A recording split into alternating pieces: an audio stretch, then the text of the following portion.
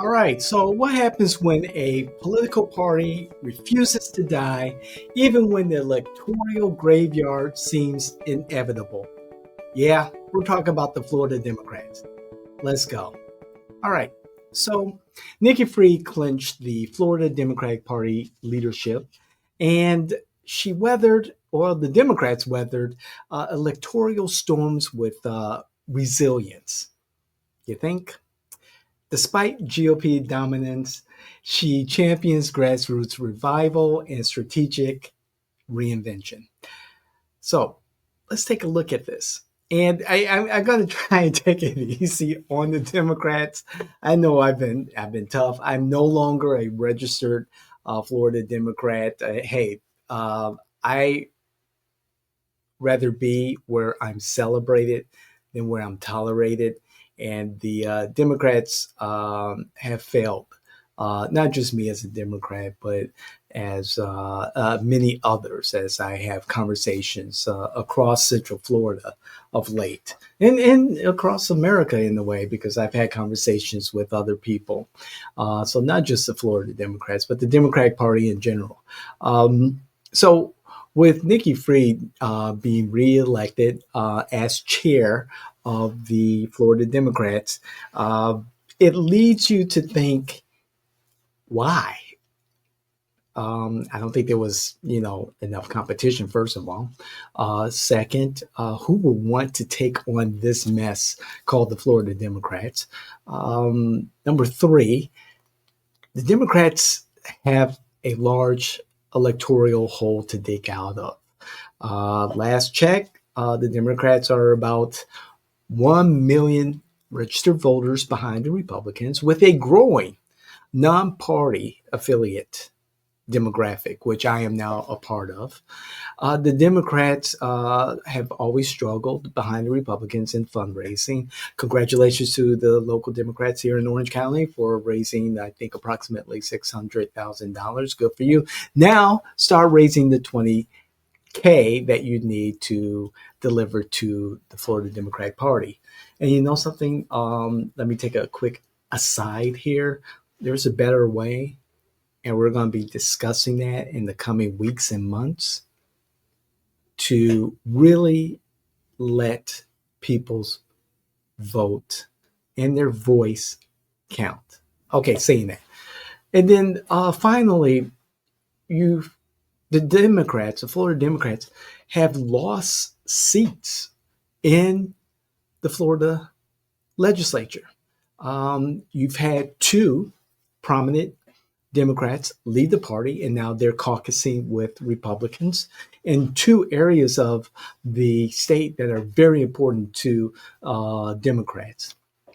And so you wonder, what was it that Nikki Fried can say that she can hang her hat on and say, hey, this is what we accomplished. Here in Central Florida, they lost a hard fought special election for House District 35. However, they won with the help of the Orlando Signal and the smear campaign against Representative Carolina Amnesty, thus allowing Representative Leonard Spencer to win that seat. It's a Trump seat, a red seat, by a thin margin. And I can tell you that the Republicans are very serious about reclaiming that seat. When Orange County GOP Chair Aaron Huntley filed for House District 30, I'm sorry, for House District 45 to reclaim that seat for the Republicans. So the Democrats have their hands full. You just can't let the local newspaper carry water for you. You gotta win this on your own.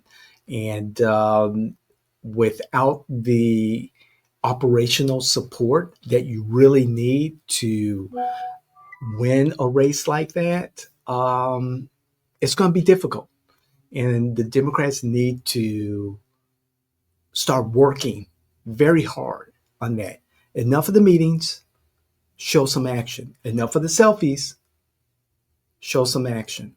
And enough of the social media posts, show some action. Locally, the Democrats are, steadfast in their DEI initiatives, steadfast in pandering to those demographics that have kept them relevant in some Democratic strongholds. However, conservatives and Republicans, they are at the gate and their candidates are solid. So, Democrats, get off the horse. Let's go. Let's do some stuff.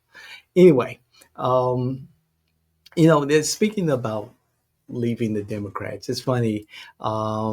Just after the holidays and after I left the local Democratic Party, I received a Christmas card or a holiday card from the local party. And I thought it kind of funny because one, I was no longer registered as a Democrat here in Florida. And two, it was after the holiday. So, I kept that as a parting gift from the Democrats. However, in their most recent meeting, they made it a note to update their records and let people know who have left the party for one reason or another. And this right now, this recording is January 30th, and everything that Jay in Washington and formerly M&W Myers and Washington have done for Democrats, no one has really talked to me. I have the party chair's information. He has my information. But you would think that someone from the party will personally contact someone influential in Democratic circles, in political circles, and someone who especially has a platform, like mine, to say, hey, why did you leave? What is it that we failed to do as an organization to keep you amongst us? Nothing. And maybe I've made that clear on my platform or in my conversations with those individuals who have actually asked me, and they've shared that with the party. However, it's disappointing that I'm seeing, as with the reelection of Nikki Fried, business as usual, the same game plan, the same playbook that will continue to make the Florida Democrats and the individual local Democratic parties irrelevant here in Florida. There's no killer instinct. There's no let's go attitude that results in actions that deliver more individuals to the party. And that's disappointing. Also, locally, the Democrats have had their share of issues. If there was any momentum, I guess you could say the House District 45 was some momentum for them. Unfortunately, their treasurer, who has had an investigation ongoing since October of 2024, was elected under the Samuel Vice Santiago slate for Democratic leadership in the local party. Their treasurer, Matthew Inman, was indicted, charged with child pornography allegations. And again, these are allegations. You are presumed innocent until proven guilty by a court of law. However, the treasurer, a very important position within the local Democratic Party, in any party, was arrested for some heinous and serious crimes. And that is really disappointing. It's a reflection on the leadership. It's a reflection on the vetting of those individuals within your leadership and within your membership. And it was sad to hear how the party had to apologize and make it clear that if there were any inquiries into the dismissal of Matthew Inman from the party, to direct it towards the party leadership. And they have to do so much to literally erase Matthew Inman from the party. It's very sad that someone at that level of leadership was charged with these alleged crimes. And it also speaks to the Democrats really leaning into, especially on social media, a lot of the banter and unnecessary insults about Republican candidates. We need to do better. We need to not attack someone because they're a conservative or a Republican, or just pile on because someone is facing federal charges or local charges. It is what it is. And now the Democrats have found themselves in a very precarious situation of one their very own, a huge supporter of local candidates like Senator Carlos Guillermo Smith, Representative Anna Escamani, and U.S. Representative Congressman Maxwell France. Matthew Inman has been a supporter of liberal causes, and it's very disappointing to see his demise. It's just very disappointing that the Democrats are in this situation. So I don't know. It's hard to see a party like the Democrats become more and more irrelevant here in Florida. As a Chicago Democrat, and I'll always be a Chicago Democrat, we always believed that politics is a blood sport. However, you got to know how to play the game in order to participate in this sport. And to play in this game, you have to rely on people, individuals who are experienced and knowledgeable about politics. Embrace them.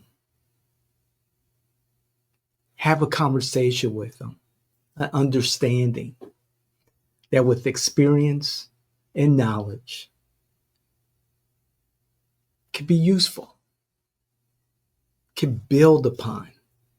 And unfortunately, especially with the local party, they've walked away from that knowledge base and that experience base. And that's unfortunate. And that's what makes the Orange County Democratic Party and the Florida Democrats in general more and more irrelevant. It's sad to see. Hopefully, and they will, the local Democrats and the Florida Democrats will recover from the Matthew Inman situation. There's a lot of really good people who are out there doing the best they can to help the Democrats become relevant. Hopefully their work in the next decade or so will help them, will I don't know what to say. I really don't. Hopefully in the next decade or so, they will become relevant. It took the Republicans almost a generation, 30 years, of getting to where they are right now.